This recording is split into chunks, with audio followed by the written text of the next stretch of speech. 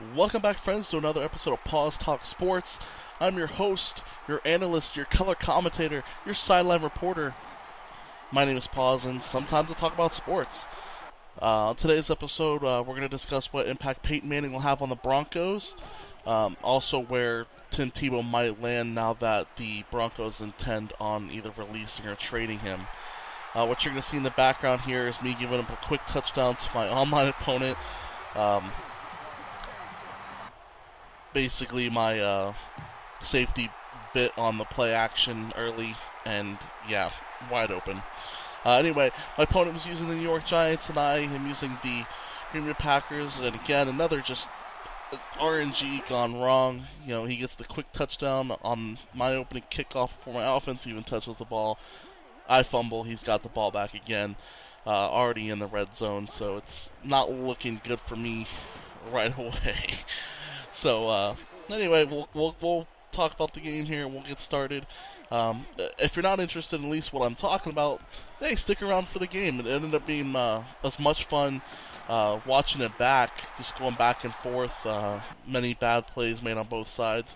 Ended up being as exciting to watch back through editing as it was when I actually played it.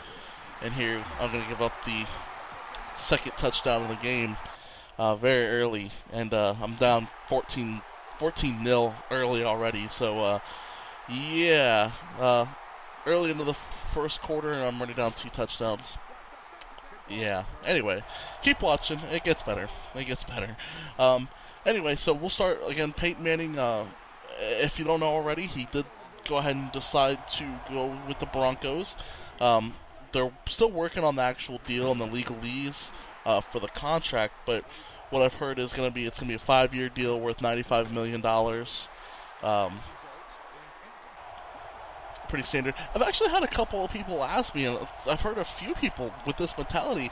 They've asked me, Jordan, is it worth the risk? Is 5 years and $95 million worth the risk of Peyton Manning? And my answer every time is, yeah, why the hell not? Okay, he missed one season. Missed one season due to some neck surgery. If we remember back not too long ago, Tom Brady had major knee surgery. He's recovered from a major knee injury, came back and was just as fine as ever. Oh, this is where I start getting my passing going. Deep passes, Greg Jennings, already back into the red zone. Well, not back in the red zone. My first trip to the red zone. You're gonna see me. I work the run a lot. I'm actually a very balanced player when it comes to online, I notice, but anyway, like I said, keep watching it. It does get very exciting to watch the game. Like I said, it's a pretty good game, back and forth.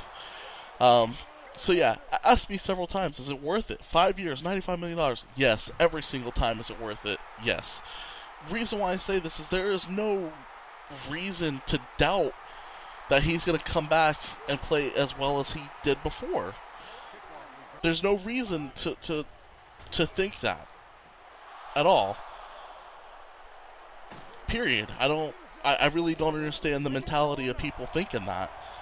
So yeah, honestly, definitely worth the risk. I think he's going to play just as well as he did. Just saw a moment ago, AJ Hawk got the big pick for me over the middle here, and I was after my score, so we're trying to get back in, but another big fumble on the strip sack. So I'm down here, 3rd and 23. Yeah, 3rd and 23, and I'm trying to find a go-to play here, just to get the first down, keep the drive alive. I notice got Greg Jennings over the middle here. Perfect first down, back inside the red zone. Awesome. So yeah, you see me, I'm working. I didn't give up on this game. After the first 2 scores, I was like, are you serious? It's down 14-0 already. But you see I get the touchdown pass to Jermichael Finley. And all of a sudden, just like that, what looked pretty bad, we're now tied 14-all. So, yeah. Like I said, it was a fun, exciting game, and I'll continue to comment on that, but I need to get back to Peyton Manning or I'm going to run out of time here. Anyway, so, yeah, worth it every time. Now, as far as his impact on the Broncos, we'll discuss the AFC West here first. Last season, the Broncos actually won the AFC West with an 8-8 record. They actually had an 8-8 record tied with the Chargers and the Raiders, but they won the tiebreakers, allowing them to win the division. Another big interception there to get the ball back from me, and then a big run by Ryan Grant to get me inside the red zone. So, again, we're right here again about to score to actually take the lead, and I never thought that I would actually be there. And Ryan Grant right up the middle, and look at that. I'm already up. I'm back up now by a touchdown, 21-14. Three unanswered touchdowns, and we're still in the second quarter. So anyway, back to Peyton Manning. I keep getting sidetracked by the game. I can tell you, it was a pretty exciting game. So anyway, the Broncos actually won the division, 8-8 record. As far as that, they actually, like I said, they actually won the division to get to the playoffs, where they were destroyed by the Patriots, who of course went on later to lose in the Super Bowl. But made it to the playoffs with Tim Tebow starting 14 games last year. The Broncos, as far as how their team ranked last year, they had the top rushing attack in the NFL last season, but were next to last in passing yards. You bring Peyton Manning into that mix here, that should balance out a bit. They won't probably won't have the top rushing attack, just because they'll be passing more often. With Tim Tebow, they ran the ball a lot, and he ran the ball a lot, so that's where the disparity is. So that should be a bit more balanced. They're going to try to patch up the offensive line. I think they were already talking about trying to bring Jeff Saturday in, since he was released by the Colts. And Peyton Manning being familiar with Jeff Saturday should help out. And as far as the defense, they weren't nearly as bad as the Colts' defense has certainly been. Quick note on the game here. That was a horrible throw. Absolutely awful, terrible. Yeah, that's all I'm going to say. Just terrible, shouldn't throw it. And again, look at that, just led to the touchdown. So, Broncos defense is not nearly as bad as the Colts defense has always been. So that should take a lot of the weight off of Peyton Manning's shoulders to constantly go out and win games all with his arm. He can actually rely on the defense a little bit, hopefully. We'll see what happens. I mean, really, we can't tell what's going to happen. I mean, it's all new to everyone, so we'll see. As far as other teams in the AFC West, you have the San Diego Chargers. I'm not really sure what to make of the Chargers, aside from my personal opinion that Phillip Rivers is a gigantic douchebag, and he has a gigantic douchebag smile, and I hate his guts. I really hate his guts. I have nothing against the Chargers. I just really, really hate Phillip Rivers. I hate him. Aside from that, they lost Jackson. He left, went and signed with the Bucks. Mike Tolbert left, signed with the Panthers as a fullback, surprisingly. And they haven't really made any big signings or any kind of... They haven't really done anything as far as free agency goes. They finished 8-8 last year, with only one of their 8 wins coming against a team with a winning record. Honestly, unless they do something else in free agency here, I see the Chargers taking a step back. I don't see them finishing better than anything they did last year, which was 8-8. See, they've given up 2 straight touchdowns. 3 straight touchdowns. After getting up 21-14, I give up 3 straight touchdowns. I'm back down by 2 touchdowns here in the second quarter. Yeah, this game was nuts. It really was. Just like I said, back and forth. But I'm down 35-21 right now. Big pass play, Greg Jennings over the middle, and he's actually going to take it for the distance to help me get back in this, to make this a 35-28 game here before the half. So, like I said, Chargers, I don't expect them to do better than 8-8. I don't expect them to do any better than they did last season, if they do as well. The Raiders also finished 8-8 last year. They had quality wins against the Jets, the Texans, and the Bears as part of their 8 wins. This offense, Raiders' offense is pretty balanced. The defense could use a bit of improvement, which, they lost Osama last year, so that, could be it. honestly, I see the Raiders giving the Broncos a bit more trouble than the Chargers, though. I think Carson Palmer will actually do better. He seemed to, once he started getting going last season with the Raiders, he seemed to do all right. So, like I said, I see the Raiders giving the Broncos more trouble than the Chargers. And then lastly, at least in the AFC, well, actually in this case it would be the least, you got the Kansas City Chiefs. They're still rebuilding, really, mainly at quarterback. Who's going to be the starter there? We don't know. I'll actually mention that here in a bit. They finished 7-9 last year. Meh is how I feel about the Chiefs. Honestly, I don't even see them doing that well this year. So, as far as the schedule for AFC West teams, they'll be playing against the NFC South this year. So you got the Bucks, the Panthers, the Saints, the Falcons. All the Bucks and Panthers much more improved. I don't, the Bucks are making a lot of signings in free agency. The Panthers are improving with Cam Newton. So all four of those teams are going to be pretty tough. And then they've also got the AFC North. So the Steelers, the Browns, the Ravens, the Bengals. Lots of strong defense, which Peyton Manning's used to.